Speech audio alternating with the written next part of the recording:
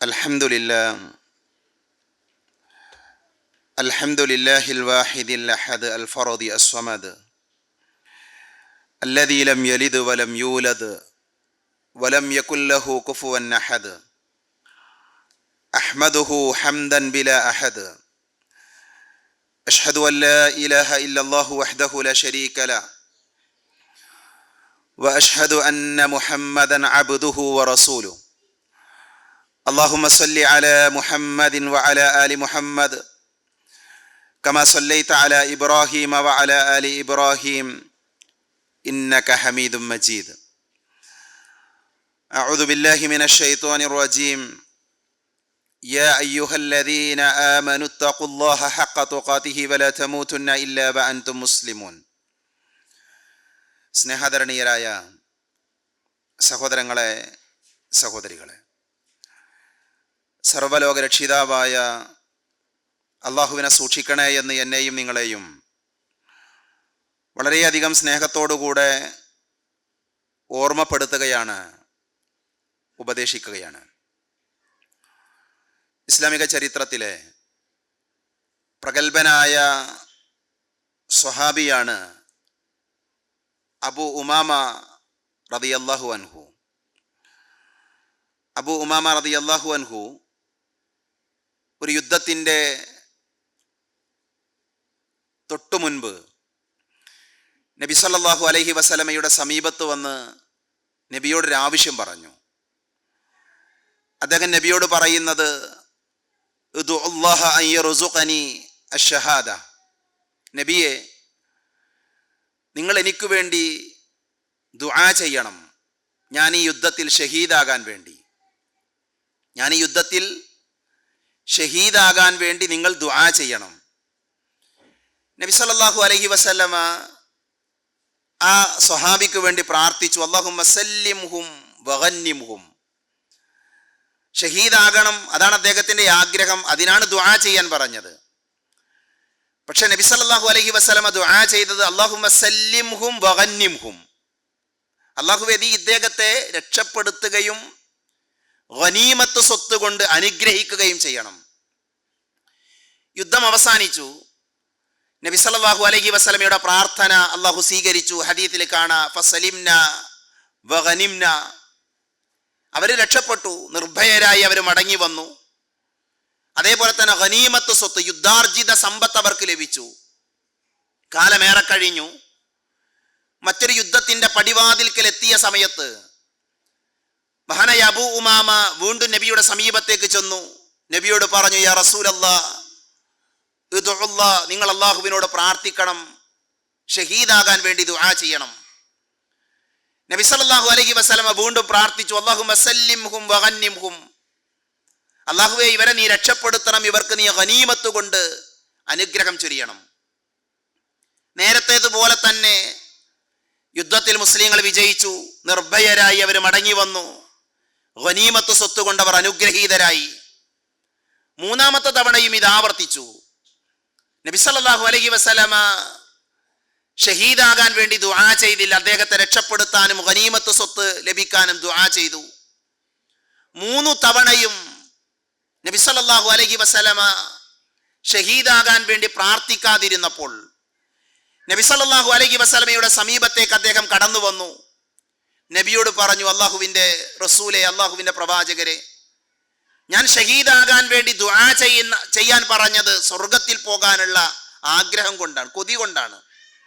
അതുകൊണ്ട് സ്വർഗത്തിൽ പോകാനുള്ള വഴി പറഞ്ഞു തരണം, സ്വർഗത്തിൽ പ്രവേശിക്കാനുള്ള മാർഗം എനിക്ക് പറഞ്ഞു തരണം. റസൂലുള്ളാഹി സ്വല്ലല്ലാഹു അലൈഹി വസല്ലം ആ സമയത്ത് മഹാനായ അബൂ ഉമാമയോട് പറഞ്ഞു, അലൈക ബിസ്സൗം, അലൈക ബിസ്സൗം. നീ സ്വർഗമാണ് ആഗ്രഹിക്കുന്നത് എങ്കിൽ ആ സ്വർഗത്തിൽ പോകാൻ വേണ്ടി നീ ചെയ്യേണ്ടത് നോമ്പ് നോൽക്കുക എന്നുള്ളതാണ്. ഫഇന്നഹു ലാ മിത്ല ലഹു. അതുപോലെ നോമ്പ് പോലെ മറ്റൊരു കർമ്മവുമില്ല എന്ന് റസൂലുള്ളാഹി സ്വല്ലല്ലാഹു അലൈഹി വസല്ലം പഠിപ്പിച്ചു. സഹോദരങ്ങളെ, വിശുദ്ധ റമദാനിന്റെ പടിവാതിൽക്കൽ എത്തി നിൽക്കുന്ന സന്ദർഭത്തിലാണ് നമ്മൾ ഓരോരുത്തരും ഉള്ളത്. ഈ ഒരൊറ്റ ചരിത്രത്തിൽ നിന്ന് നോമ്പിന് എത്രമാത്രം സ്ഥാനമുണ്ട്, മഹത്വമുണ്ട് എന്ന് നമുക്ക് മനസ്സിലാക്കാൻ സാധിക്കും. സ്വഹീഹായ മറ്റൊരു ഹദീസിൽ വളരെ വൈകാരികമായി നമ്മൾ വായിച്ചു പോകുന്ന ഒരു ചരിത്രമുണ്ട്. നബി സല്ലല്ലാഹു അലൈഹി വസല്ലമയുടെ ഭാര്യ ഹഫ്സ റളിയല്ലാഹു അൻഹയെ നബി സല്ലല്ലാഹു അലൈഹി വസല്ലമ ത്വലാഖ് ചൊല്ലാൻ തീരുമാനിച്ചു. വളരെ വിശാലമായ ചരിത്രമാണ്.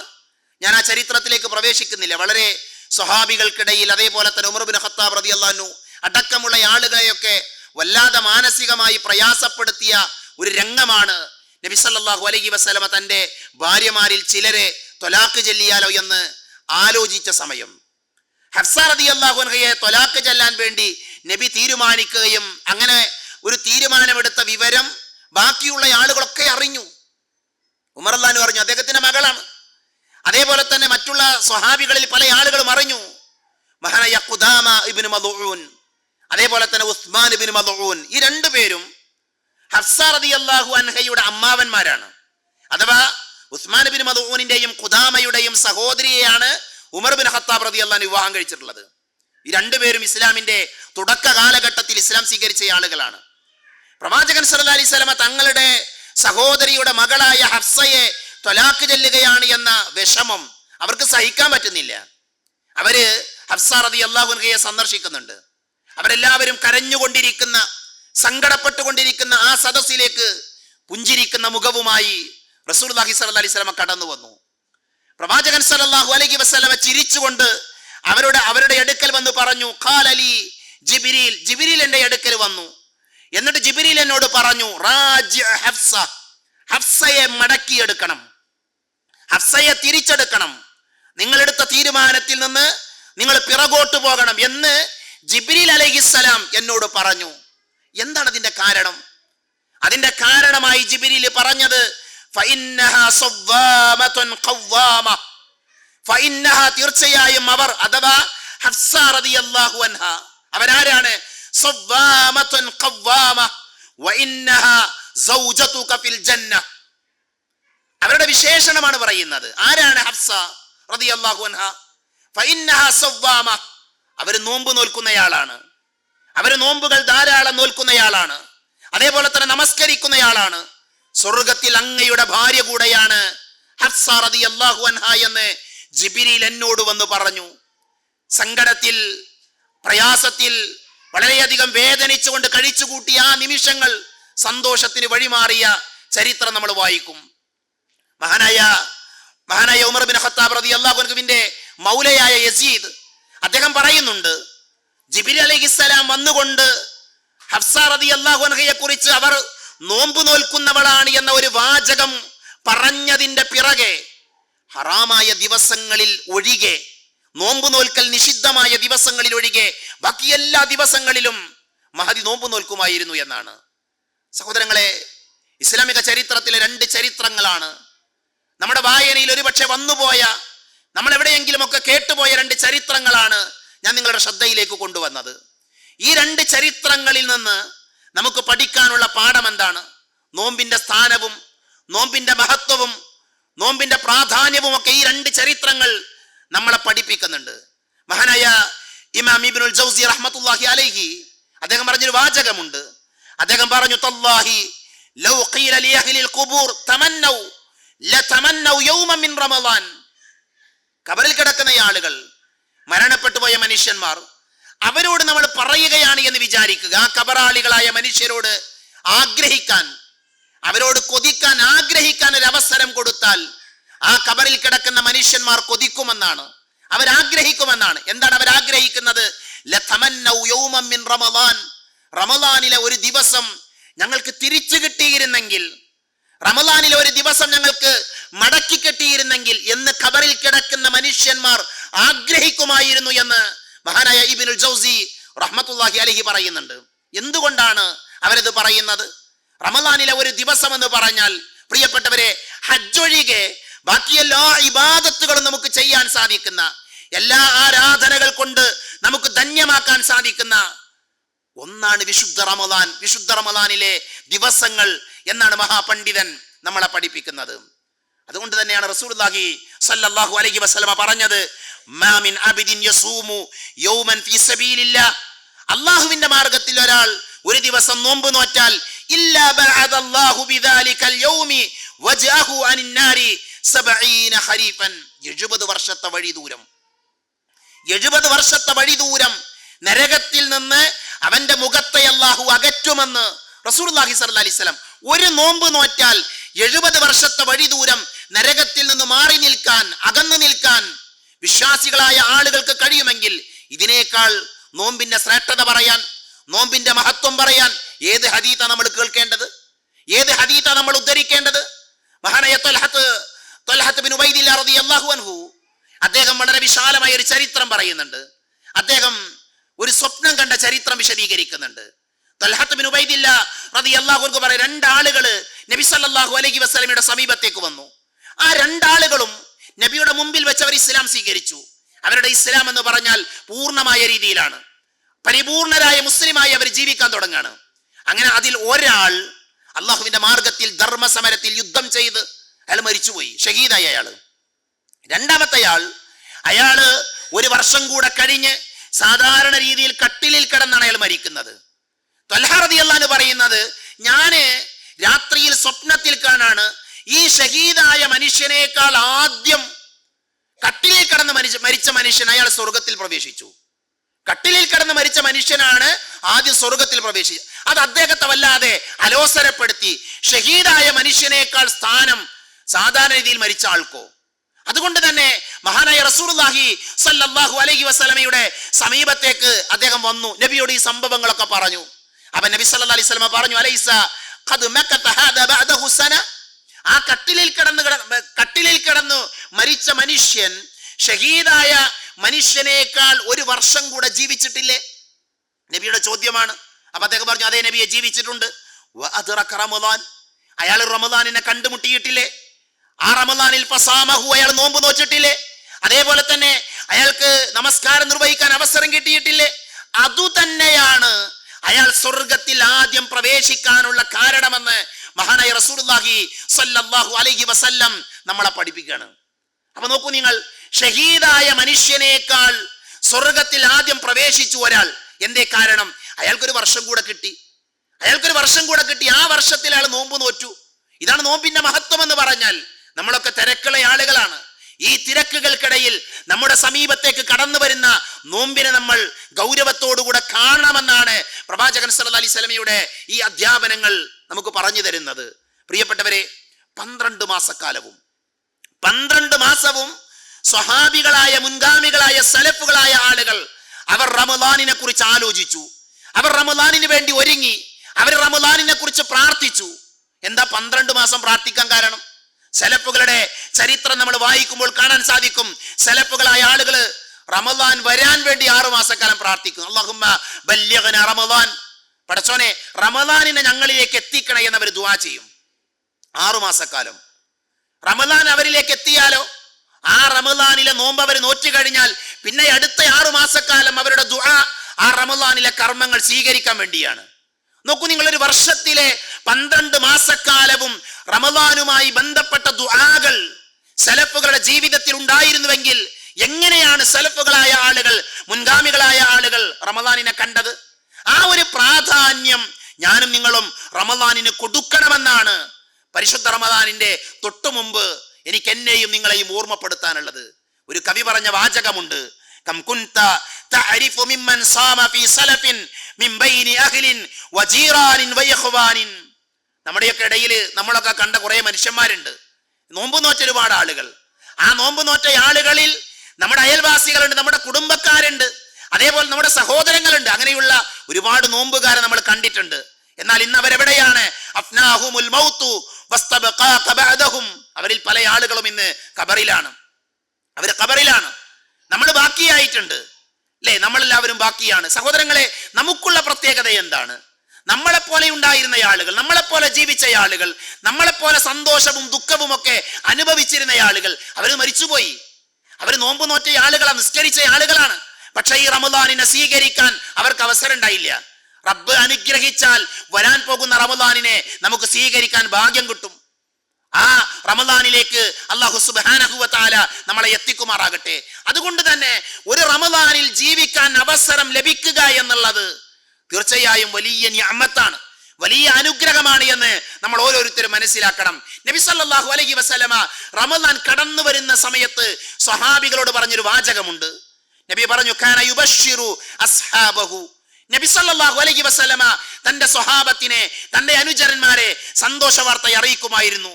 ഖദ് ജാഅകും ശഹ്റുൻ മുബാറക്, ഖദ് ജാഅകും ശഹ്റു റമദാൻ. ഇതാ നിങ്ങളിലേക്ക് റമദാൻ മാസം വന്നെത്തിയിരിക്കുകയാണ്. ശഹ്റുൻ മുബാറകുൻ, അനുഗ്രഹീതമായ മാസം, അനുഗ്രഹീതമായ മാസം, മുബാറക്കായ മാസം. നോക്കൂ നിങ്ങൾ, മുബാറക്കായ അനുഗ്രഹീതമായ ഒരു മാസമാണ് റമദാൻ എന്ന് പറഞ്ഞാൽ. ഒരു മനുഷ്യന്റെ ജീവിതത്തിൽ ആവശ്യമുള്ളത് എന്താ? അനുഗ്രഹമാണ്, ബറക്കത്താണ്. ആ ബറക്കത്താക്കപ്പെട്ട ഒരു മാസമാണ് വരാൻ പോകുന്നത്. സമ്പത്തുണ്ടായതുകൊണ്ട്, സ്ഥാനമാനങ്ങൾ ഉണ്ടായതുകൊണ്ട്, മക്കൾ ഉണ്ടായതുകൊണ്ട് നമ്മുടെ ജീവിതത്തിൽ ബറക്കത്തുണ്ടാകുമോ? അനുഗ്രഹം ഉണ്ടാകുമോ? സഹോദരങ്ങളെ, ബറക്കത്താക്കപ്പെട്ട ഒരു മാസത്തിലേക്കാണ് നമ്മൾ പ്രവേശിക്കുന്നത്. ജീവിതത്തിൽ പലതും ചെയ്തു, പലതും പ്രവർത്തിച്ചു, എന്നിട്ടും അനുഗ്രഹം എന്ത് എന്ന്, ബറക്കത്ത് എന്ത് എന്ന് മനസ്സിലാക്കാൻ അവസരം കിട്ടിയില്ലാത്ത, അവസരം ലഭിച്ചിട്ടില്ലാത്ത പല ആളുകളും നമ്മുടെ കൂട്ടത്തിലുണ്ട്. നോക്കൂ നിങ്ങൾ, ബറക്കത്താക്കപ്പെട്ട ഒരു മാസത്തിലേക്കാണ് നമ്മൾ പ്രവേശിക്കുന്നത്. എന്താണ് ഈ ബറക്കത്ത് എന്ന് പറഞ്ഞാൽ? പണ്ഡിതന്മാര് പറഞ്ഞു, വൽ ബറക്കത്തു ഹിയ അന്നമാഉ വസിയാദതു വസുബൂതുൽ ഖൈർ. അതാണ് ബറക്കത്ത് എന്ന് പറഞ്ഞാൽ. നന്മയിൽ ഉണ്ടാകുന്ന വളർച്ചയും വർധനവും സ്ഥിരതയുമാണ് ബറക്കത്ത് എന്ന് പറഞ്ഞാൽ. നന്മയിൽ വർധനവ് ഉണ്ടാകണം, അതേപോലെ തന്നെ അതിൽ സ്ഥിരത ഉണ്ടാകും. അതാണ് ബറക്കത്ത് എന്ന് പറഞ്ഞാൽ. റമദാൻ എന്ന് പറഞ്ഞാൽ നന്മയിൽ വർധനവുണ്ടാകുന്ന മാസമാണ്. നന്മ നമ്മുടെ ജീവിതത്തിൽ നമ്മൾ കൊണ്ടു നടക്കുന്ന മാസമാണ്. അതാണ് റമദാൻ എന്ന് പറഞ്ഞാൽ. അത് അനുഗ്രഹീതമായ മാസമാണ്, ബറക്കത്താക്കപ്പെട്ട മാസമാണ് എന്ന് ഹദീസുകളിൽ നിന്ന് മനസ്സിലാക്കാൻ സാധിക്കുന്നത്. പ്രിയപ്പെട്ടവരെ, ഈ അനുഗ്രഹീതമായ മാസത്തിലേക്കാണ് നമ്മൾ പ്രവേശിക്കുന്നത് എങ്കിൽ ആ റമദാനിൽ നമുക്ക് ലഭിക്കുന്ന അനുഗ്രഹങ്ങൾ എന്തൊക്കെയാണ്?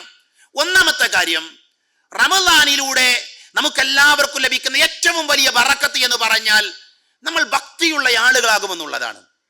നമ്മൾ തഖ്വയുള്ള ആളുകളായി മാറാൻ നമുക്ക് തൗഫീക്ക് ലഭിക്കുന്നു എന്നുള്ളതാണ് റമദാൻ നമുക്ക് സമ്മാനിക്കുന്ന ഏറ്റവും വലിയ ബറക്കത്ത്.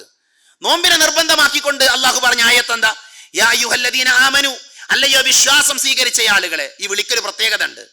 യാ അയ്യുഹല്ലദീന ആമനു എന്ന് പറഞ്ഞാൽ മുൻഗാമികളായ സ്വഹാബികളായ ആളുകൾ പറഞ്ഞത്, അങ്ങനെ ഒരു അഭിസംബോധന ഖുർആനിൽ നിങ്ങൾ കേട്ടാൽ ആ വിളിക്ക് നിങ്ങൾ കാതോർക്കണം, ആ വിളി നിങ്ങൾ ശ്രദ്ധിക്കണം. കാരണം എന്താ അറിയോ? ഒന്നെങ്കിൽ അല്ലാഹു സുബ്ഹാനഹു വ തആല നിങ്ങളോട് ഒരു പ്രത്യേക കാര്യം കൽപ്പിക്കാൻ, നിങ്ങളുടെ ജീവിതത്തിൽ ചെയ്യാനുള്ള ഒരു കാര്യം കൽപ്പിക്കാൻ വേണ്ടിയാണ് അള്ളാഹു നിങ്ങളെ യാ അയ്യുഹല്ലദീന ആമനു എന്ന് അഭിസംബോധന ചെയ്യുന്നത്.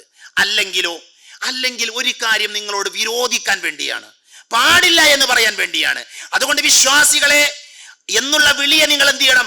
ഗൗരവത്തോടുകൂടെ കാതു കൊടുക്കണമെന്ന് സലഫുകളായ ആളുകൾ നമ്മളെ ഓർമ്മപ്പെടുത്തി. ഇവിടെ നോക്കൂ നിങ്ങൾ, അള്ളാഹു പറയും യാ അയ്യുഹല്ലദീന ആമനു, സത്യവിശ്വാസികളായ ആളുകളെ, കുത്തിബ അലൈക്കുമുസ് സിയാം, നിങ്ങളുടെ മേൽ നോമ്പ് നിർബന്ധമാക്കപ്പെട്ടിരിക്കുന്നു. കമാ കുത്തിബ അലല്ലദീന മിൻ ഖബലികും ലഅല്ലകും തത്തഖൂൻ. ഈ ആയത്തിനൊരു സൗന്ദര്യമുണ്ട്, ഈ ആയത്തിനൊരു ഭംഗിയുണ്ട്. യാ അയ്യുഹല്ലദീന ആമനു കുത്തിബ അലൈക്കുമുസ് സിയാം, സത്യവിശ്വാസികളെ നിങ്ങൾക്ക് നോമ്പ് നിർബന്ധമാണ്. എന്തിനു വേണ്ടിയാണ്? ലഅല്ലകും തത്തഖൂൻ, നിങ്ങൾ സൂക്ഷ്മതയുള്ള ആളുകളാകാൻ വേണ്ടിയാണ്. എന്തിനാണ് അതിന്റെ ഇടയിൽ കമാ കുത്തിബ അലല്ലദീന മിൻ ഖബലികും എന്ന ഒരു പ്രയോഗത്തെ കൊണ്ടുവന്നത്? കമാ കുത്തിബ അലല്ലദീന മിൻ ഖബലികും എന്ന ഒരു പ്രയോഗത്തെ അവിടെ കൊണ്ടുവന്നതിന് പണ്ഡിതന്മാർ വ്യത്യസ്തമായ രീതിയിൽ വിശദീകരിച്ച് കാണാൻ പറ്റും. വളരെ വിശാലമായ വിശദീകരണങ്ങളുണ്ട്. ഒന്ന്, മുൻഗാമികളായ ആളുകൾക്ക് നോമ്പുണ്ടായിട്ടുണ്ട്. അപ്പൊ അങ്ങനെ ഒരു കാര്യം കേൾക്കുമ്പോൾ നമുക്കൊരു സമാധാനമാണ്, നമുക്കൊരു ആശ്വാസമാണ്. നമുക്ക് മാത്രമല്ല, മുൻഗാമികളായ ആളുകൾക്ക് നോമ്പുണ്ട്. അവരുടെ നോമ്പ് എങ്ങനെയായിരുന്നു അറിയോ? മുൻഗാമികളായ ആളുകൾ, മുസ്ലിങ്ങളായ ആളുകൾ, അവരുടെ നോമ്പ് എങ്ങനെയായിരുന്നു? സഹോദരങ്ങളെ, ആദ്യ കാലഘട്ടത്തിലെ നോമ്പ് എന്ന് പറഞ്ഞാൽ ഒരാൾ നോമ്പ് നോറ്റു, ആ നോമ്പ് നോറ്റയാള് നോമ്പ് തുറന്നതിന് ശേഷം അയാൾ ഉറങ്ങിപ്പോയാൽ പിന്നെ അയാൾക്ക് ഭക്ഷണം കഴിക്കാൻ പറ്റില്ല. പിന്നെ അയാൾക്ക് അയാളുടെ ഭാര്യയുമായി ശാരീരിക ബന്ധത്തിൽ ഏർപ്പെടാൻ പാടില്ല. ഇസ്ലാമിന്റെ തുടക്ക കാലഘട്ടത്തിലെ നോമ്പ് അങ്ങനെയാണ്. നോമ്പ് തുറന്ന് എന്തെങ്കിലും ഒരു വെള്ളം കുടിച്ചു, എന്നിട്ട് എന്ത് ചെയ്തു? അയാൾ അറിയാതെ ഉറങ്ങിപ്പോയി, പിന്നെ അയാൾക്ക് ഭക്ഷണം കഴിക്കാൻ പറ്റില്ല. പിന്നെ അയാൾക്ക് എപ്പോഴാണ് ഭക്ഷണം കഴിക്കാൻ പറ്റുക അറിയോ? പിന്നെ അയാൾക്ക് അടുത്ത ദിവസം നോമ്പ് തുറന്നതിന് ശേഷമാണ് ഭക്ഷണം കഴിക്കാൻ അനുവാദം ഉള്ളത്. സ്വഹാബികളിൽപ്പെട്ട, ഞാൻ ആ സ്വഹാബിയുടെ പേരോർക്കുന്നില്ല, അദ്ദേഹം നന്നായി അധ്വാനിക്കുന്ന മനുഷ്യനാണ്, അങ്ങേയറ്റം കഷ്ടപ്പെടുന്ന മനുഷ്യനാണ്. അയാൾ എന്ത് ചെയ്തു? അയാൾ നോമ്പ് നോറ്റ് നോമ്പ് തുറക്കേണ്ട സമയത്ത് നോമ്പ് തുറന്ന് വീട്ടിലേക്ക് വന്നു. ഭക്ഷണം കഴിക്കാൻ വേണ്ടി വന്നതാണ്. അപ്പൊ ഭാര്യ പറഞ്ഞു, ഭക്ഷണം ചൂടാക്കട്ടെ, ഭക്ഷണം ഒന്ന് റെഡിയാക്കട്ടെ. ഭാര്യ ഭക്ഷണം റെഡിയാക്കാൻ വേണ്ടി പോയ സമയത്ത് അയാൾ ഉറങ്ങിപ്പോയി. ആ സാധു ഉറങ്ങിപ്പോയി, ആ മനുഷ്യൻ ഉറങ്ങിപ്പോയി, സ്വഹാബി ഉറങ്ങിപ്പോയി. നിയമെന്താ? പിന്നെ ഭക്ഷണം കഴിക്കാൻ പറ്റൂല. അങ്ങനെ അയാൾ കാത്തിരുന്നു. അയാൾ അടുത്ത ദിവസം നോമ്പ് നോറ്റു. അയാള് വെയിലത്ത് ജോലി ചെയ്യുന്നതിന്റെ ഇടയിൽ ബോധരഹിതനായി താഴെ വീണു. നബി സല്ലല്ലാഹു അലൈഹി വസല്ലമ ആ സമയത്താണ് അങ്ങോട്ട് കടന്നു വരുന്നത്. നബി ചോദിച്ചു, എന്തേ സംഭവം? അപ്പൊ അയാളുടെ സംഭവങ്ങളൊക്കെ വിശദീകരിച്ചു കൊടുത്തു. അവിടെ മുതലാണ്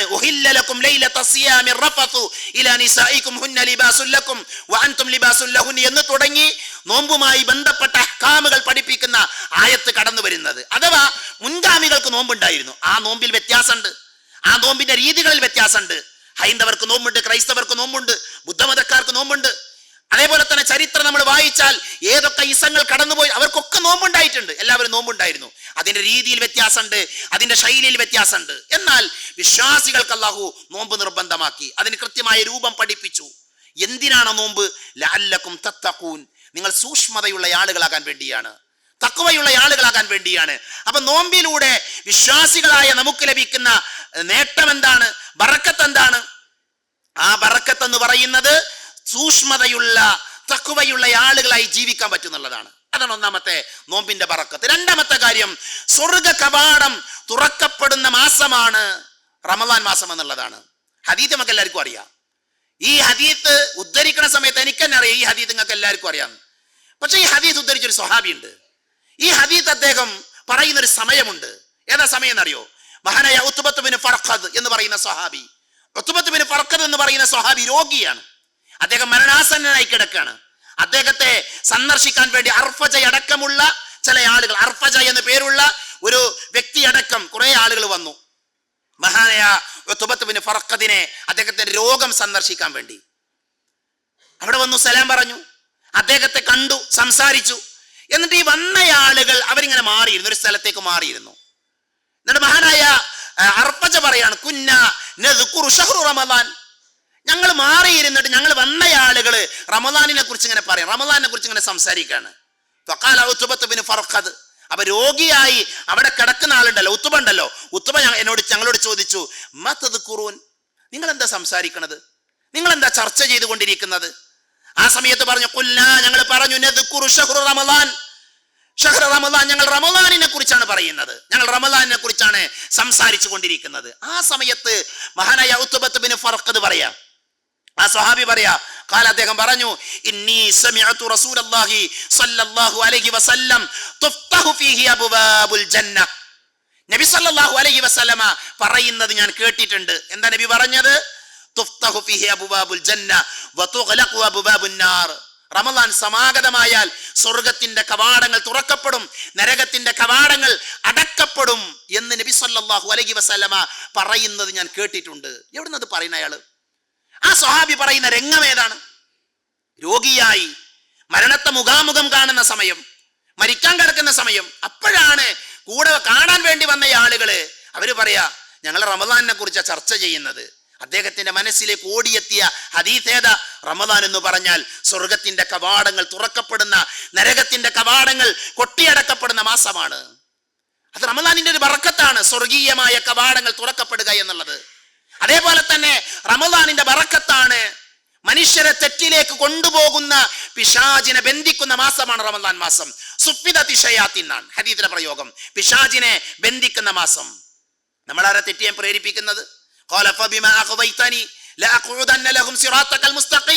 പടച്ചോനെ, നിന്റെ ദാസന്മാർ നേരായ വഴികളിലൂടെ സഞ്ചരിക്കുമ്പോൾ അവരെ വഴിതെറ്റിക്കാൻ സിറാത്തുൽ മുസ്തഖീമിൽ ഞാൻ കാത്തിരിക്കുന്ന പിശാച് പറഞ്ഞത്. ആ പിശാചിനെ അല്ലാഹു സുബ്ഹാനഹു വ തആല ബന്ധിക്കുന്ന മാസമാണ് റമദാൻ മാസം. അപ്പൊ തെറ്റുകൾ എന്ത് ചെയ്യും? മനുഷ്യർ സ്വാഭാവികമായിട്ടും കുറയും, അവരുടെ ജീവിതത്തിൽ കുറയും. നമ്മൾ പരിശോധിച്ച് നോക്കിയാൽ അത് ബറക്കത്താണ്, അത് റമദാനിന്റെ ബറക്കത്താണ്. നാലാമത്തെ കാര്യം, പാപങ്ങൾ പൊറുക്കപ്പെടുമെന്നുള്ളതാണ്. ഹദീസ് ഉദ്ധരിക്കേണ്ട ആവശ്യം പോലുമില്ല. റമദാൻ എന്ന് പറഞ്ഞാൽ പാപങ്ങൾ കഴുകിക്കളയുന്ന മാസമാണ്, പാപങ്ങൾ അല്ലാഹു പുറത്തു തരുന്ന മാസമാണ്. നബി സല്ലല്ലാഹു അലൈഹി വസല്ലമ നടത്തിയ പ്രാർത്ഥന, ജിബ്രീൽ അലൈഹിസ്സലാം നടത്തിയ പ്രാർത്ഥന നമുക്കറിയാം അല്ലേ? ഒരു റമദാനിനെ ഒരാൾ കണ്ടുമുട്ടി, എന്നിട്ട് അയാളുടെ പാപങ്ങൾ അല്ലാഹു പുറത്തു കൊടുത്തിട്ടില്ല എങ്കിൽ അവൻ മൂക്കുകുത്തി വീഴട്ടെ അല്ലെങ്കിൽ നശിക്കട്ടെ എന്ന പ്രാർത്ഥന. ആരാ പ്രാർത്ഥിച്ചത്? മലക്ക് ജിബ്രീൽ അലൈഹിസ്സലാം. ആരാ ജിബ്രീൽ? ജിബ്രീൽ എന്ന് പറഞ്ഞാൽ മലക്കുകളിലെ നേതാവാണ്, മലക്കുകളിലെ ശ്രേഷ്ഠനാണ്. ആരാ ആമീൻ പറഞ്ഞത്? മനുഷ്യരിൽ ശ്രേഷ്ഠനാണ്, മലക്കുകളിൽ ശ്രേഷ്ഠനായ ജിബ്രീലിന്റെ ദുആ മനുഷ്യരിൽ ശ്രേഷ്ഠനായ പ്രവാചകൻ സല്ലല്ലാഹു അലൈഹി വസല്ലം ആമീൻ പറഞ്ഞു. അല്ലാഹ് സ്വീകരിക്കും. അപ്പൊ അതിന്റെ അർത്ഥം എന്താ? റമളാനിൽ ജീവിക്കാൻ അവസരം കിട്ടിയാൽ പാപങ്ങൾ കഴുകിക്കളയാൻ എന്ത് ചെയ്യണം? നമ്മൾ ശ്രമിക്കണം. മൻ സാമ റമളാന ഈമാനൻ വഹ്തിസാബൻ ഗുഫിറ ലഹു മാ തഖദ്ദമ മിൻ ദംബിഹി മൻ ഖാമ റമളാന ഈമാനൻ വഹ്തിസാബൻ ഗുഫിറ ലഹു മാ തഖദ്ദമ മിൻ ദംബിഹി. എത്ര ഹദീസാണെന്നറിയോ പാപമോചനവുമായി ബന്ധപ്പെട്ട്? അതുകൊണ്ട് തന്നെ റമളാൻ ബറക്കത്താണ്. എങ്ങനെ? നമ്മുടെ പാപങ്ങൾ കഴുകിക്കളയാനുള്ള ഒരു അവസരം റമളാനിലൂടെ നമുക്ക് ലഭിക്കുന്നു. അതാണ് നാലാമത്തെ കാര്യം. അഞ്ചാമത്തെ കാര്യം, നരകത്തിൽ നിന്നുള്ള പരിചയമാണ് റമളാൻ എന്നുള്ളതാണ്. നരകത്തിൽ നിന്നുള്ള പരിചയമാണ്. ഏത് നരകം? കാഫിറുകളായ ആളുകൾക്ക് വേണ്ടി തയ്യാറാക്കപ്പെട്ട നരകം അല്ലേ? ആ നരകത്തിന്റെ അവസ്ഥ എന്താ? കാഫിറുകളായ ആളുകൾക്ക് വേണ്ടി തയ്യാറാക്കപ്പെട്ട നരകത്തെ നിങ്ങൾ സൂക്ഷിക്കണമെന്ന് അല്ലാഹു പറഞ്ഞു. ഇന്നഹാ തർമീ ബിശററിൻ ഖൽഖസർ കഅന്നഹു ജിമാലത്തുൻ സുഫർ വൈലു യൗമൈദിൽ ലിൽ മുകദ്ദിബീൻ. നരകത്തിന്റെ ഭയാനകത അല്ലാഹു പഠിപ്പിച്ചു. തീർച്ചയായും അത് അഥവാ നരകം വലിയ കെട്ടിടം പോലെ ഉയരമുള്ള തീപ്പൊരി തെറിപ്പിച്ചു കൊണ്ടിരിക്കും. അതാണ് നരകം അല്ലേ? ബദ്ദൽനാഹും ജുലൂദൻ ഗൈറഹാ ലിയദൂഖുൽ അദാബ്. ശിക്ഷ ആസ്വദിക്കാൻ വേണ്ടി അവരുടെ തൊലിയെ മാറ്റി കൊടുക്കുമെന്ന് അല്ലാഹു പറഞ്ഞു. നരകത്തില് അവിടെ ആരാ ഇന്ധനം? മനുഷ്യരും കല്ലുകളുമാണ്. ആ നരകത്തിൽ നിന്നുള്ള പരിചയമാണ് നോമ്പ്. നോമ്പിന്റെ മഹത്വം നോക്കൂ നിങ്ങൾ, നോമ്പിന്റെ ബറക്കത്ത് നോക്കൂ. ആ അഗ്നിയിൽ നിന്ന്, ആ നരകത്തിൽ നിന്ന്, അള്ളാഹുവിന്റെ ശിക്ഷയിൽ നിന്ന് പരിചയായിക്കൊണ്ട് നോമ്പുണ്ട് എന്ന് മഹാനായ റസൂലുള്ളാഹി സ്വല്ലല്ലാഹു അലൈഹി വസല്ലം പഠിപ്പിച്ചു. ഇനി ആറാമത്തെയും ഏഴാമത്തെയും കാര്യം എന്താ അറിയോ? ഞാൻ പെട്ടെന്ന് പറഞ്ഞു പോവുകയാണ്. ആറാമത്തത്, റമദാനിലെ എല്ലാ രാത്രിയും നരകമോചനുണ്ട്. എല്ലാ രാത്രിയും അള്ളാഹു ഉദ്ദേശിക്കുന്ന ആളുകളെ റബ്ബ് ചെയ്യും. റമദാനിലെ രാത്രികളിൽ ചില ആളുകൾക്ക് അള്ളാഹു നരകമോചനം കൊടുക്കും. നമ്മളാ കൂട്ടത്തിൽ ഉൾപ്പെടാൻ വേണ്ടി ദുആ ചെയ്യണം, നമ്മൾ പ്രാർത്ഥിക്കണം. അതേപോലെ തന്നെ നോമ്പുകാരന് പ്രാർത്ഥനയുണ്ട്. എല്ലാ രാത്രിയിലും ഒരു പ്രാർത്ഥനയുടെ സമയമുണ്ട്. ഏതാ സമയം എന്നറിയില്ല. ആ പ്രാർത്ഥന സ്വീകരിക്കും, അള്ളാഹു സ്വീകരിക്കും. അതിനെന്ത് വേണം? റമദാനിന്റെ രാത്രികൾ നമ്മൾ പ്രാർത്ഥിക്കാനിരിക്കണം. ഇതൊക്കെ ഹദീസുകൾ കൊണ്ട് സ്ഥിരപ്പെട്ട വിഷയമാണ്. ലൈലത്തുൽ ഖദർ ഉണ്ട്. റമദാനിന്റെ ബറക്കത്താണ് അല്ലേ ലൈലത്തുൽ ഖദർ. ഒരു മനുഷ്യായുസ് എന്ന് പറഞ്ഞാൽ 60 വയസ്സ് 70 വയസ്സൊക്കെ, 83 വർഷക്കാലം നന്മ ചെയ്ത പ്രതിഫലം ഒരൊറ്റ രാത്രി കൊണ്ട്. അത് റമദാനിന്റെ ബറക്കത്താണ്. അത് റമദാനിന്റെ മഹത്വമായി കൊണ്ടാണ് പണ്ഡിതന്മാർ പഠിപ്പിച്ചത്. 10ാമത്തെ കാര്യം, നോമ്പ് എനിക്കുള്ളതാ പടച്ചോൻ പറഞ്ഞു, ഞാനാണ് അതിന് പ്രതിഫലം നൽകുന്നതെന്ന് പറഞ്ഞു. ബാക്കിയുള്ള കർമാർക്ക് അല്ലാഹ് തന്നെയാണ്. പക്ഷെ നോമ്പിന്റെ പ്രത്യേകത എന്താ അറിയോ സഹോദരങ്ങളെ സഹോദരികളെ? നോമ്പ് എന്ന് പറയുന്ന ഇബാദത്ത് നോമ്പ് നോറ്റവനും പടച്ചോനും മാത്രമേ അറിയുള്ളൂ. നോമ്പ് നോറ്റിക്കണമെന്ന് നോമ്പ് നോറ്റവനും അല്ലാഹ്ക്ക് മാത്രമേ അറിയുള്ളൂ. സക്കാത്ത് കൊടുക്കുമ്പോൾ അത് വാങ്ങുന്ന ആളറിയില്ലേ? നിസ്കരിക്കാൻ പോകുമ്പോൾ പള്ളിയിലുള്ള ആൾക്കാർ കാണും. എന്നാൽ നോമ്പുകാരായിട്ട് നമുക്കൊക്കെ അഭിനയിക്കാൻ പറ്റും. പക്ഷേ അവൻ യഥാർത്ഥത്തിൽ നോമ്പുകാരനാണോ അല്ലേ എന്ന് അല്ലാഹ്ക്ക് നോമ്പ് നോറ്റവനും മാത്രമേ അറിയുള്ളൂ. സലഫുകളുടെ ചരിത്രം വായിച്ചപ്പോൾ അതിൽ അത്ഭുതപ്പെടുത്തിയൊരു ചരിത്രം എന്താ അറിയോ? സലഫുകളായ ആളുകളിൽ ചില ആളുകൾ നോമ്പ് നോൽക്കുന്നത് അവരുടെ ഭാര്യമാര് വരെ അറിയില്ല. അവരെന്ത് ചെയ്യും? രാവിലെ നോമ്പുകാരായിരിക്കും, രാവിലെ വീട്ടിൽ നിന്ന് ഭക്ഷണം കഴിക്കില്ല. അപ്പൊ ഭാര്യ എന്ത് ചെയ്യും? ഭക്ഷണം പൊതിഞ്ഞു കൊടുക്കും. ജോലിക്ക് പോകും ഭർത്താക്കന്മാർക്ക്. അവരാ ഭക്ഷണം വാങ്ങും. ആ ഭക്ഷണം വാങ്ങി അവർ ജോലിക്ക് പോകുന്ന സ്ഥലത്ത് അവരന്വേഷിക്കും, ആരാ പാവപ്പെട്ട ആള്, ആരാ മിസ്കീനുള്ളത്, ഭക്ഷണം ആവശ്യമുള്ള ആളാരാ. എന്നിട്ട് അയാൾക്ക് ആ ഭക്ഷണം കൊണ്ടുപോയി കൊടുക്കും. എന്നിട്ട് എന്ത് ചെയ്യും? നോമ്പ് തുറന്നിട്ടാണ് അവർ വീട്ടിലേക്ക് വരിക. താൻ നോമ്പ് നോറ്റ വിവരം ആരറിയിക്കൂല, ഭാര്യയെ പോലും അറിയിക്കാത്ത സലഫുകൾ ഉണ്ടായിരുന്നു എന്ന് ചരിത്രം നമ്മളെ പഠിപ്പിക്കുന്നുണ്ട്. അതുകൊണ്ട് തന്നെ നോമ്പ് പടച്ചോനുള്ളതാണ്. അതിന്റെ പ്രതിഫലം അല്ലാഹു നൽകുമെന്ന് അല്ലാഹു സുബ്ഹാനഹു വ തആല പഠിപ്പിച്ചത് നോമ്പിന്റെ മഹത്വമായി ബറക്കത്തായി പണ്ഡിതന്മാരെ എണ്ണി പഠിപ്പിച്ചിട്ടുണ്ട്. അതുകൊണ്ട് പ്രിയപ്പെട്ടവരെ, നമ്മൾ പ്രവേശിക്കാൻ പോകുന്ന മാസം അത് ബറക്കത്താക്കപ്പെട്ട മാസമാണ്. ആ മാസത്തിൽ നമ്മൾ ശ്രദ്ധിക്കേണ്ട ഏതാനും ചില കാര്യങ്ങൾ എണ്ണിപ്പറഞ്ഞ് ഞാൻ സംസാരം അവസാനിപ്പിക്കും. ഒന്ന്, സമയത്തിന്റെ വില നമ്മൾ തിരിച്ചറിയണം. സമയം നമ്മളൊക്കെ തിരക്കുള്ള ആൾക്കാരാണ് അല്ലെ? നമ്മളെല്ലാവരും തിരക്കുള്ള ആൾക്കാരാണ്. ഈ തിരക്കുകളൊക്കെ അവസാനിക്കും. മഹാനായ ഇബ്നുൽ ഖയ്യിം റഹ്മത്തുള്ളാഹി അലൈഹി പറഞ്ഞത് ഇദാഅത്തുൽ വഖ്ത് അശദ്ദു മിനൽ മൗത്ത്. സമയം കളയാന്ന് പറഞ്ഞാൽ അത് മരണത്തെക്കാൾ അപകടമാണെന്ന്, മരണത്തെക്കാൾ ഗൗരവമുള്ള വിഷയമാണെന്ന്. സമയം നഷ്ടപ്പെടുത്തുന്നത് അള്ളാഹുവിൽ നിന്നും പരലോകത്തിൽ നിന്നും എന്ത് ചെയ്യും? നമ്മളെ മുറിച്ചു കളയും, നമ്മളെ അകറ്റും. നമ്മൾ സമയം നഷ്ടപ്പെടുത്തുന്ന ആൾക്കാരായാൽ, സമയത്തെ നമ്മൾ ഉപയോഗിക്കുന്നില്ല എങ്കിൽ നമ്മൾ അള്ളാഹുവിൽ നിന്ന് അകലും, പരലോകത്ത് നമ്മൾ അകലും. മനസ്സിലായില്ലേ? മഹാനായ ഇബ്നു മസ്ഊദ് റളിയല്ലാഹു പറഞ്ഞത്, മാ നദിംതു അലാ ഷൈഇൻ നദമി അലാ യൗമിൻ ഗറബത് ശംസുഹു നഖസ ഫീഹി അജലി വലം യസിദ് ഫീഹി അമലിന. സുന്ദരമായ ഒരു പ്രയോഗമാണത്. എന്താ അദ്ദേഹം പറഞ്ഞത്? ഒരു കാര്യത്തെ പറ്റിയും ഞാൻ ദുഃഖിച്ചിട്ടില്ല എന്നാ, എനിക്ക് സങ്കടം ഉണ്ടായിട്ടില്ല. എനിക്ക് സങ്കടം ഉണ്ടായത് എന്തിനറിയോ? എന്റെ ദുഃഖം സൂര്യൻ അസ്തമിച്ചിരിക്കുന്നു, എന്റെ അവധി അവസാനിച്ചിരിക്കുന്നു, ഈ ദിവസം കൂടുതലായൊന്നും എനിക്ക് ചെയ്യാൻ പറ്റിയില്ലല്ലോ, ആ ആലോചനയാണ് എന്നെ സങ്കടപ്പെടുത്തുന്നതെന്നാ. സഹോദരങ്ങൾ, ഒരു ദിവസം വൈകുന്നേരം ആകുമ്പോൾ നമ്മൾ ദീനിന്റെ വിഷയത്തിൽ ഇങ്ങനെയൊക്കെ ഒരു ആലോചന നടത്തിയിട്ടുണ്ടോ? നമ്മൾ പലതും ആലോചിക്കാറുണ്ടല്ലേ? നമ്മുടെ ഹോസ്പിറ്റലിലെ തിരക്ക്, നമ്മുടെ ഓഫീസിലെ നമ്മൾ വരയ്ക്കേണ്ട പ്ലാനിലെ അപാകത, ഇതൊക്കെ നമ്മൾ ആലോചിക്കാറുണ്ട്. എന്നാൽ ഈ ദിവസം ദീനുമായി ബന്ധപ്പെട്ട് ഞാൻ നഷ്ടപ്പെടുത്തിയ കാര്യങ്ങൾ, അതിനെക്കുറിച്ച് ആലോചിക്കാൻ നമ്മൾ സമയം കണ്ടെത്തിയിട്ടുണ്ടോ? അല്ലെങ്കിൽ അങ്ങനെ ഒരു ആവലാതി നമുക്കുണ്ടായിട്ടുണ്ടോ? നമ്മൾ ആവലാതി പറയുന്ന ഒരു സമയമുണ്ട്, നമ്മൾ സങ്കടപ്പെടുന്ന ഒരു നിമിഷമുണ്ട്. സൂറത്ത് അബസയിൽ അല്ലാഹു പറഞ്ഞില്ലേ, യൗമ യഫിറുൽ മർഉ മിൻ അഖി വ ഉമ്മിഹി വ അബി വ സാഹിബതിഹി വ ബനി ലികുല്ലി ഇംറിഹിൻ മിൻഹും യൗമഇദിൻ ശഅനു യുഅനി വുജൂഹു യൗമഇദിൻ മുസ്ഫിറ. നാളെ പരലോകത്ത് നമ്മൾ ഒറ്റപ്പെട്ടു പോകുന്ന സമയം, ഭാര്യയില്ലാത്ത, ഭർത്താവില്ലാത്ത, മക്കളില്ലാത്ത, നമ്മുടെ അമലുമായി നമ്മൾ പോകുന്ന, അപ്പം നമ്മൾ ഖേദിക്കും, അപ്പം നമ്മൾ സങ്കടപ്പെടും. ആ സങ്കടം കൊണ്ട് യാതൊരു പ്രയോജനം ഉണ്ടാകൂല. അതുകൊണ്ട് സഹോദരങ്ങളെ, സമയത്ത് നമ്മൾ എന്ത് ചെയ്യണം? ഗൗരവമായി കാണണം. സലഫുകളിൽപ്പെട്ട മഹാപണ്ഡിതൻ പറഞ്ഞൊരു വാചകമുണ്ട്, ഒരു ദിവസവും പൊട്ടി വിടരുന്നില്ല എന്നാ, ഒരു ദിവസം ഉണ്ടാകണില്ല. ഒരു ദിവസവും ഒരു പ്രഭാതവും വരുന്നില്ല വിളിച്ചു പറയുന്ന ഒരാൾ ഇപ്രകാരം വിളിച്ചു പറയാതെ, യബ്ന ആദം അന യൗമുൻ ജദീദ് വഅല അമലിക ഷഹീദ് ഫതസവ്വദു മിന്നി ഫഇന്നി ലാ അഊദു ഇലാ യൗമിൽ ഖിയാമ.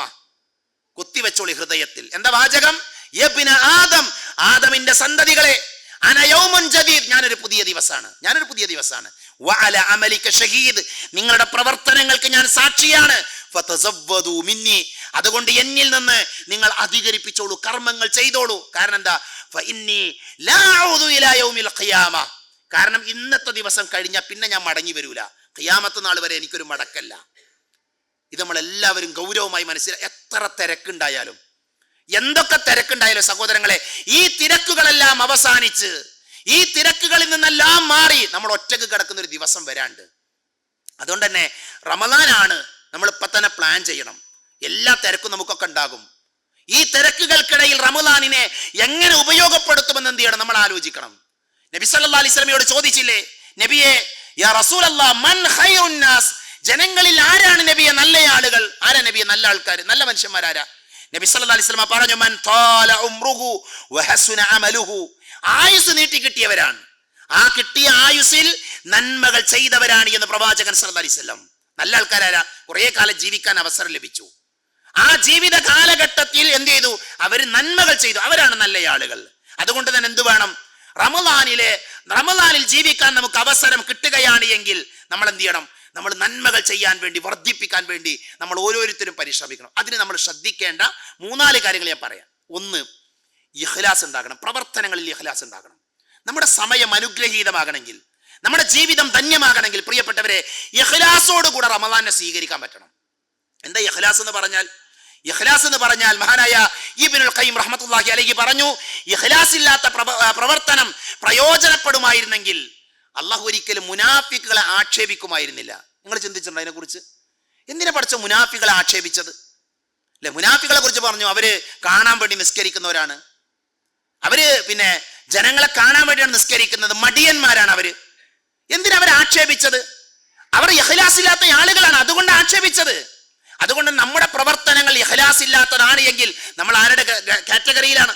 നമ്മൾ മുനാഫിക്കുകളുടെ കാറ്റഗറിയിലാണ് എന്നാണ് നമ്മൾ മനസ്സിലാക്കേണ്ടത്. മഹാനായ അലി ഇബ്നു ഫുളൈൽ അദ്ദേഹത്തിന്റെ ബാപ്പാനോട് ചോദിച്ചു. എന്താ ചോദ്യം എന്നറിയോ?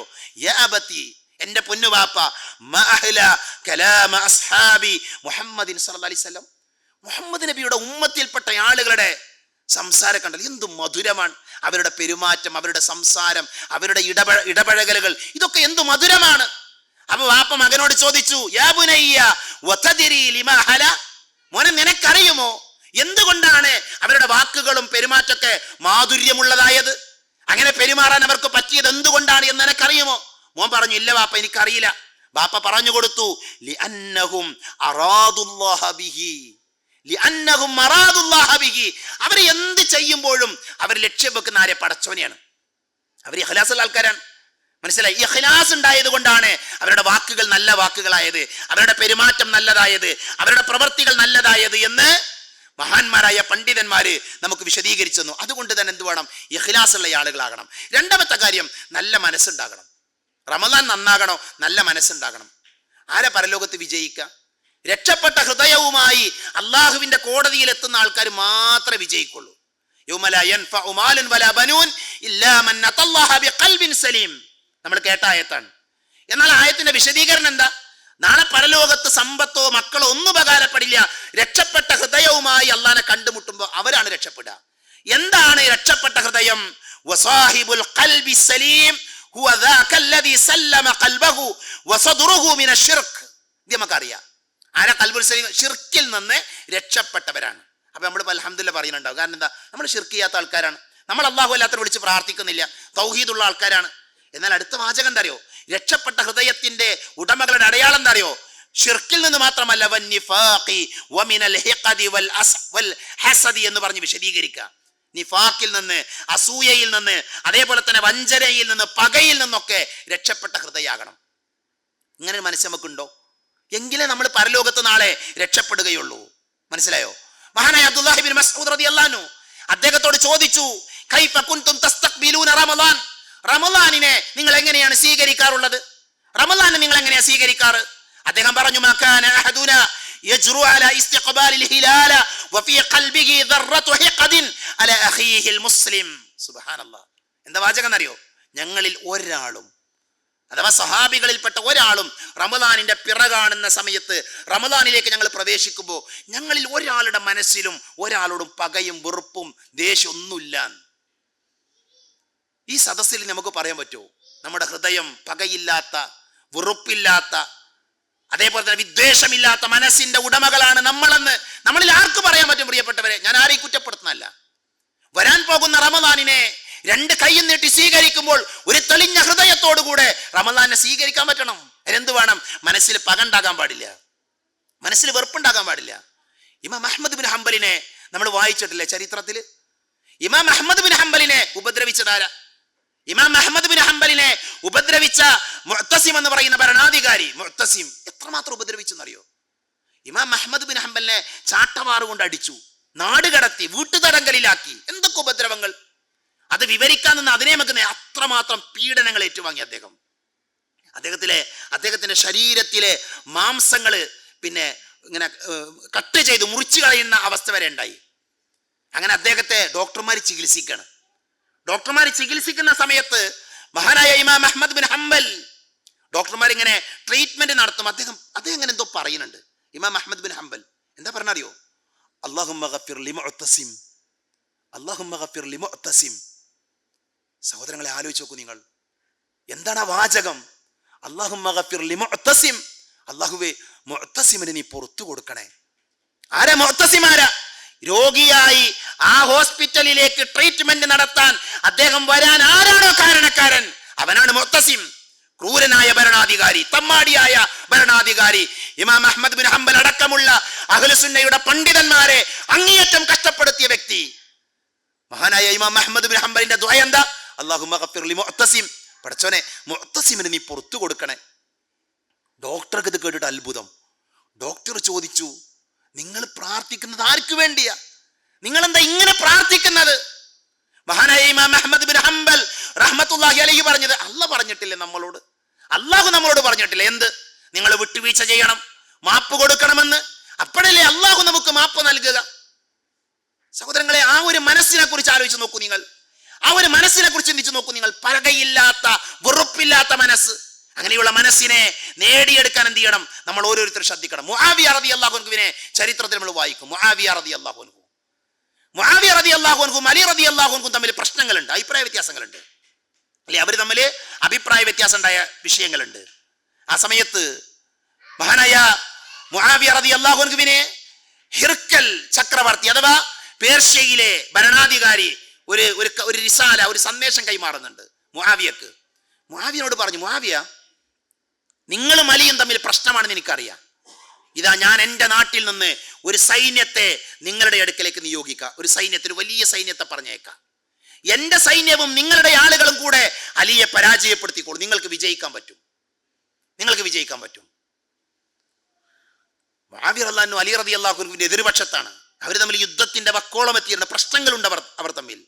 ആ സമയത്താണ് ഹിർക്കൽ എന്ന് പറയുന്ന ഭരണാധികാരി മുആവിയക്ക് സഹായം വാഗ്ദാനം ചെയ്യുന്നത്. ഞാൻ എന്തിനാ ഈ സംഭവം പറഞ്ഞറിയോ?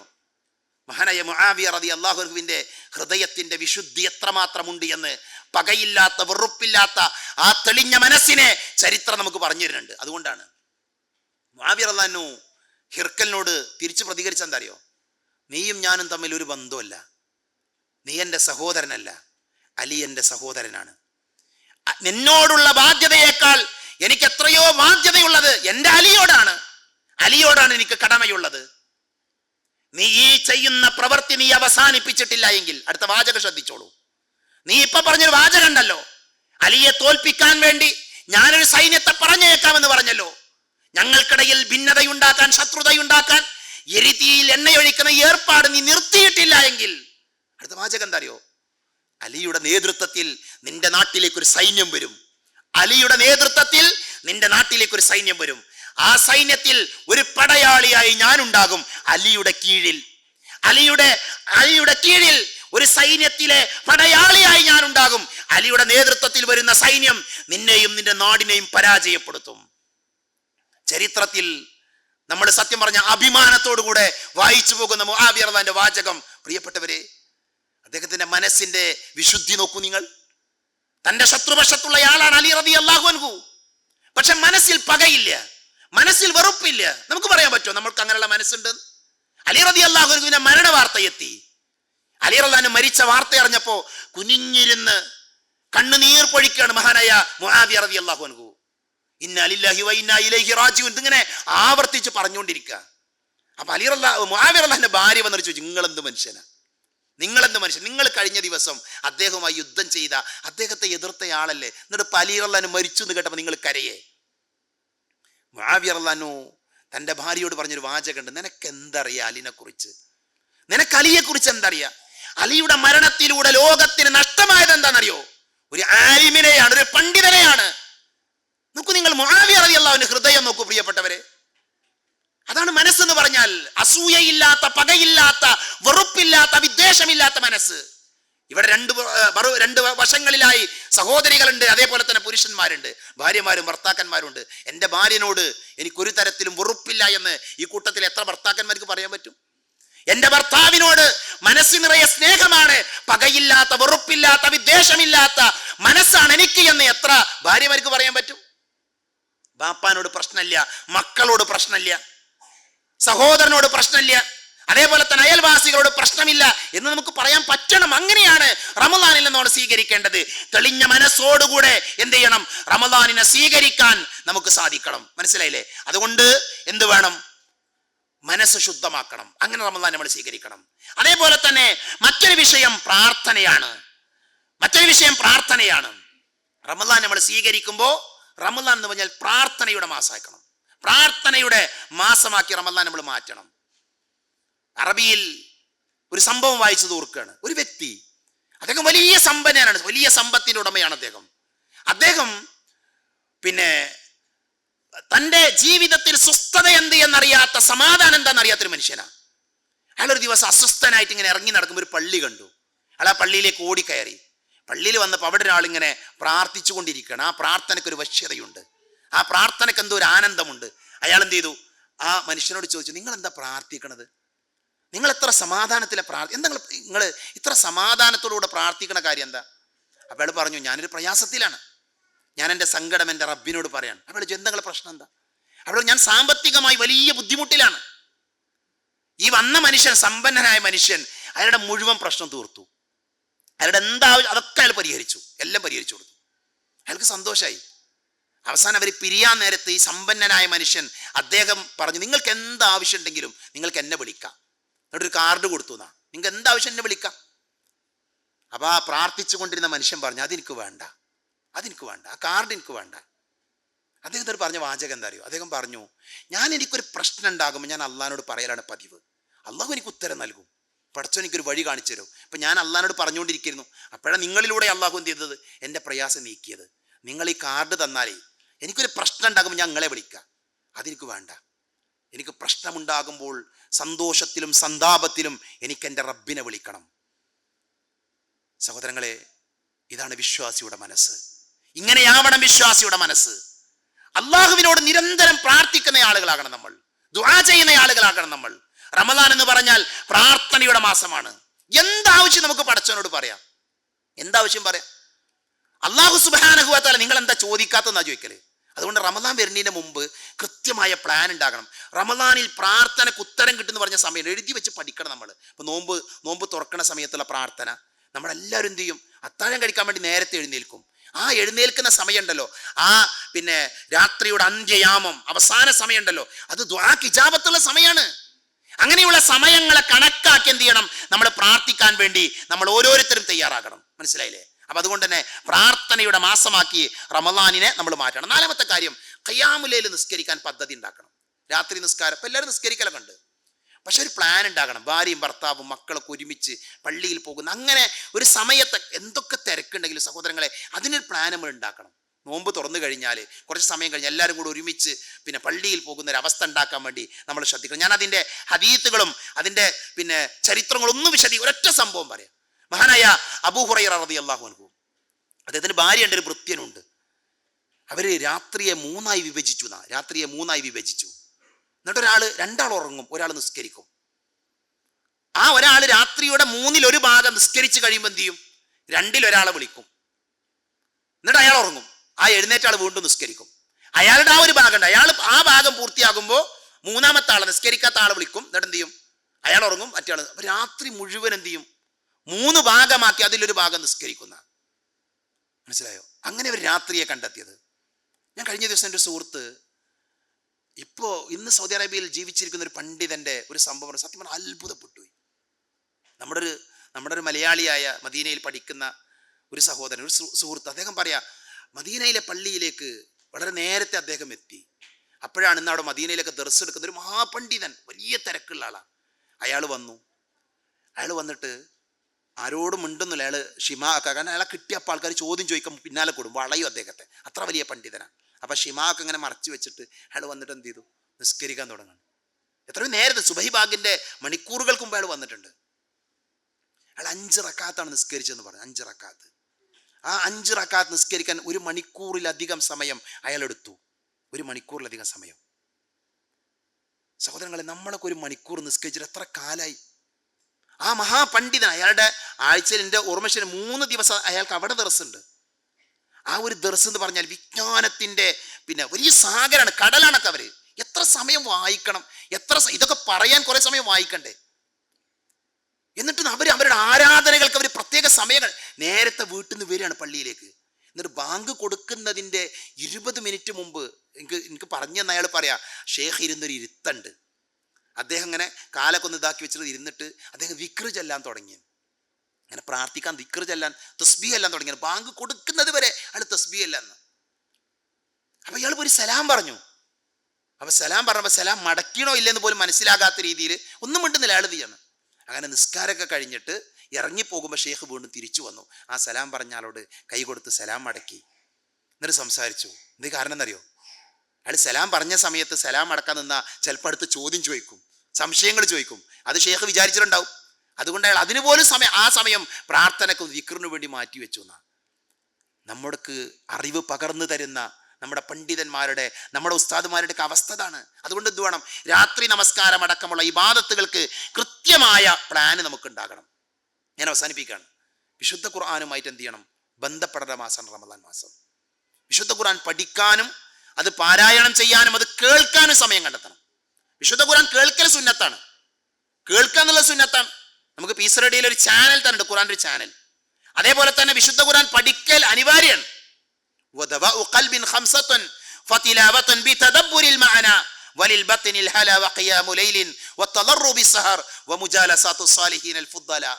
എന്ന് കവി പറഞ്ഞിട്ടുണ്ട്. ഒരു മനുഷ്യന്റെ രോഗം മാറാനുള്ള മരുന്ന് 5 എണ്ണാണ്. അതിലൊന്നെന്താ അറിയോ? ഖുർആനിന്റെ പാരായണമാണ്. എങ്ങനെ പാരായണം ചെയ്യണം?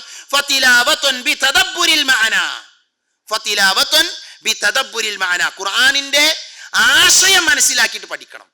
അതുകൊണ്ട് ഖുർആൻ മാത്രം ഓതിയ മാത്രം പോരാ, ഈ റമദാനിൽ ഖുർആൻ എന്ത് ചെയ്യണം? അതിന്റെ ആശയം പഠിക്കാൻ കൂടെ നമ്മൾ സമയം കണ്ടെത്തണം. ഞാൻ ഒറ്റ വാചകം പറയാം ഖുർആനെ കുറിച്ച്. എന്താ ഖുർആൻ എന്ന് പറഞ്ഞാൽ അറിയോ സഹോദരങ്ങളെ? ഖുർആൻ എന്ന് പറഞ്ഞാൽ ആരാ ഖുർആൻ ഇറക്കിയത്? ഖുർആന്റെ മഹത്വം മനസ്സിലാക്കാൻ അതിൻ്റെ ഒരു കോർവൺ പഠിച്ചു വെച്ചാൽ മതി.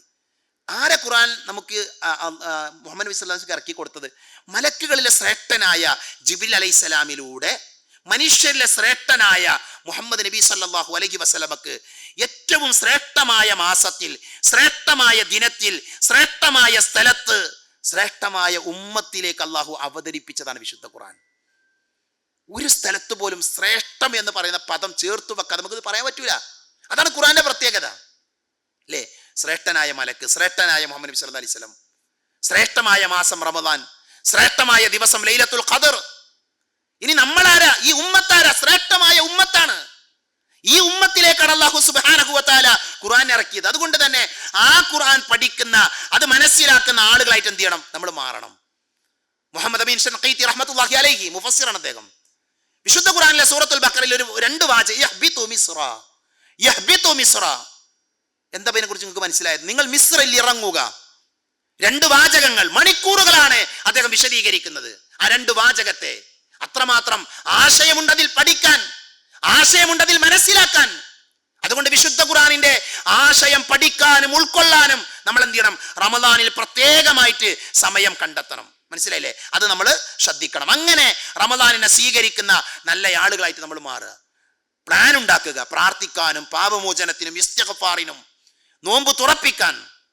നോമ്പുറപ്പിക്കൽ പുണ്യമാണ്. ഞാൻ മനസ്സിലാക്കുന്നത് സാമ്പത്തികമായിട്ടൊക്കെ വലിയ പ്രയാസമൊന്നും ഇല്ലാതെ ജീവിച്ചു പോകുന്ന ആൾക്കാരെ നമ്മളെല്ലാവരും അല്ലേ? അതുകൊണ്ട് തന്നെ നോമ്പ് തുറപ്പിക്കുന്ന, ഒരു നോമ്പ് തുറപ്പിച്ചാൽ, ഒരാളെ നോമ്പ് തുറപ്പിച്ചാൽ സഹോദരങ്ങളെ, അയാളുടെ നോമ്പിന്റെ അതേ കൂലി അയാൾക്കൊന്നും കുറയാതെ നമുക്ക് കിട്ടുന്നതാണ്. അയാൾക്കൊന്നും കുറയാതെ കിട്ടും. അപ്പൊ നമുക്കൊരു പ്ലാൻ ഉണ്ടാകണം. ഈ റമദാനിൽ നമ്മൾ 30 നോമ്പ് നോൽക്കും ഇൻഷാ അല്ലാഹ്. അതിന്റെ കൂടെ ഒരു 30 നോമ്പിന്റെ കൂലി കൂടെ വാങ്ങാൻ എന്താ വേണ്ടത്? ഒരു 30 ആളെ നോമ്പ് തുറപ്പിച്ചാൽ മതി. ചില സ്വഹാബികളുടെയൊക്കെ ചരിത്രം എന്താ അറിയോ? അവര് നോമ്പ് തുറക്കാൻ ആരെങ്കിലും ഇല്ലാതെ അവർ നോമ്പ് തുറക്കൂല എന്നാ. ആരെങ്കിലും ഇല്ലാന്നോ? കാരണം ഒരാളെയും കൂടി കൂട്ടിയിട്ട് അവർ നോമ്പ് തുറക്കുള്ളൂ. നമ്മളെയൊക്കെ വീട്ടിൽ എത്ര ഭക്ഷണം നമ്മൾ വേസ്റ്റ് ആക്കാറുള്ളത്. അതുകൊണ്ട് നമ്മൾ കൃത്യമായിട്ട് ആലോചിച്ചെന്ത് ചെയ്യുക? റമദാനിനെ നമ്മൾ ഓരോരുത്തരും ഉപയോഗപ്പെടുത്തുക. നന്മ ചെയ്യാൻ വേണ്ടി നമ്മൾ കഴിവിൻ്റെ പരമാവധി പരിശ്രമിക്കുക. എപ്പോഴാണ് മരിക്കുക നമുക്ക് ആർക്കും അറിയില്ല. നമ്മൾ പ്രതീക്ഷിക്കാത്ത സമയത്ത് മരണം നമ്മളെ പിടികൂടും. സഹോദരങ്ങളെ, മരിച്ച് കബറിലേക്ക് നമ്മളെ കൊണ്ടുപോയി വെച്ചാൽ അവിടെ നമുക്ക് ബാക്കിയാകും നമ്മുടെ അമലുകളാണ്, സൽക്കർമ്മങ്ങളാണ്. അതുകൊണ്ട് സൽക്കർമ്മങ്ങൾ ചെയ്യുക, നന്മകൾ ചെയ്യുക, ആയുസ്സിനെ നമ്മൾ ധന്യമാക്കുക. അല്ലാഹു സുബ്ഹാനഹു വ തആല നമുക്ക് എല്ലാവർക്കും അതിനുള്ള തൗഫീഖ് നൽകി നമ്മെ അനുഗ്രഹിക്കുമാറാകട്ടെ. അറിഞ്ഞുമറിയാതെയും നമ്മുടെ ജീവിതത്തിൽ സംഭവിച്ചു പോയ ചെറുതും വലുതുമായ എല്ലാ തെറ്റുകുറ്റങ്ങളും അല്ലാഹു പുറത്ത് മാപ്പാക്കി തരുമാറാകട്ടെ. രോഗം കൊണ്ട് ബുദ്ധിമുട്ടുന്ന ധാരാളം ആളുകൾ അല്ലാഹു അവർക്ക് ശിഫ നൽകുമാറാകട്ടെ. മരണപ്പെട്ടു പോയവർക്ക് അല്ലാഹു മഗ്ഫിറത്ത് നൽകി അനുഗ്രഹിക്കുമാറാകട്ടെ. അല്ലാഹു മഗ്ഫിർ ലിൽ മുഅ്മിനീന വൽ മുഅ്മിനാത്ത് വൽ മുസ്ലിമീന വൽ മുസ്ലിമാത്ത് അൽഅഹ്യാ മിൻഹും വൽ അംവാത്ത്. അല്ലാഹുമ്മ അജിർനാ മിനൻ നാർ, അല്ലാഹുമ്മ അജിർനാ മിനൻ നാർ, അല്ലാഹുമ്മ അജിർനാ മിനൻ നാർ. റബ്ബനാ ആതിനാ ഫിദ് ദുനിയ ഹസന വഫിൽ ആഖിറതി ഹസന وقنا عذاب النار. آمين آمين برحمتك يا أرحم الراحمين. وآخر دعوانا الحمد لله رب العالمين. السلام عليكم ورحمة الله وبركاته.